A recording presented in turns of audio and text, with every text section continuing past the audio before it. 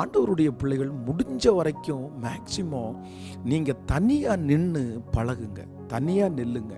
ஆண்டவருடைய பிள்ளைகளை, இதுக்கு முன்னாடி போகிறது போட்டோம், கர்த்தர் உங்களோட இருக்கிறார், நீங்கள் சமாதானமாக இருங்க, கூடிய மட்டும் யாவரோடும் சமாதானமாக இருங்கள். ஆனால் நான் என்ன நம்புகிறேன்னா, உங்களையும் என்னையும் கர்த்தர் தனியாக நிற்க பண்ணுறார். நீங்கள் தனியாக நில்லுங்க, உங்கள் கூட ஏசப்பா வருவார். ஒருவேளை இன்னைக்கு சப்போர்ட் பண்ணுறவங்க நாளைக்கு நீங்கள் வளர்ந்ததற்கு பிறகு ஒரு பெரிய பிரச்சனைக்குள்ளாக உங்களை தள்ளலாம்.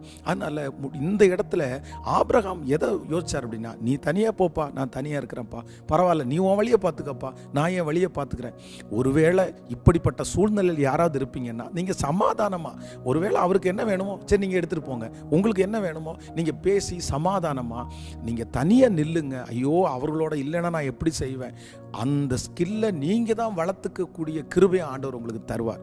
அதனால் முடிந்த வரைக்கும் இந்த மாதிரி பண விஷயத்தில், சொத்து விஷயத்தில், இந்த மாதிரி ஒரு சில முக்கியமான காரியத்தில் நீங்கள் உங்களுடைய குடும்பத்தோடு நீங்கள் தனியாக நிற்பீர்களே ஆனால் அது நன்றாக இருக்கும் அப்படின்னு நான் நினைக்கிறேன். ஆனால் அதே நேரத்தில் ஒரு இன்னொரோட சேர்ந்து கடைசியில் அது பிரச்சனை ஆகாதபடி கர்த்தர் உங்களை கிருபையாக காப்பாற்றணும்னு நான் ஜெபிக்கிறேன். அதனால் ஆண்டவருடைய பிள்ளைகள் சில நேரத்தில் கர்த்தரே உங்களை என்ன பண்ணுவார்னா தனிமைப்படுத்துவார். நீ தனியாக நில்லு மகளே. சில ஆதரவுகள் நம்மளை விட்டு போகிறதுக்கு காரணம் கூட நீ தனியாக நில்லு, நான் உன் கூட இருப்பேன்.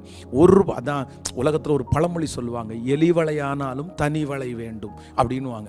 அப்படின்னா தனியாக இருந்துச்சுன்னா பிரச்சனையே இல்லை அப்படின்னு. அதனால் முடிஞ்ச வரைக்கும் மேக்சிமம் ஆண்டவருடைய பிள்ளைகள் கர்த்தரை சார்ந்து ஆண்டவரோடு கூட இருந்து தனிமையிலே ஆண்டவர் உங்களுக்கு கொடுக்குற தரிசனத்தோட நீங்கள் ஓடுங்க. ஏசப்பா உங்க கூடவே இருப்பார், அவர் உங்களுக்கு ஆதரவாக இருப்பார், அவர் உங்களை உயர்த்துவார், மகிமையாய் நடத்துவார்.